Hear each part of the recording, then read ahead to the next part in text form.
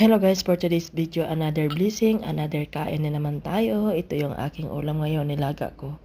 Aking sausawan na, ano to, alamang na ginisa ko. So, ngayon may natira ako kagabi. Ayan o. Ito yung natira ko kagabi, tinipid-tipid ko to na gayan. Ito yung nilagyan ko rin to ng manok na may alamang. Ilang araw, 2 araw na yan.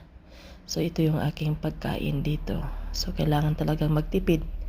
Dahil ito konsumo na yan eh. At saka yung konsumo na yan. Ayan, mga tira-tira, mga boto-boto. Yun lang kasi mahirap na ang kalisod.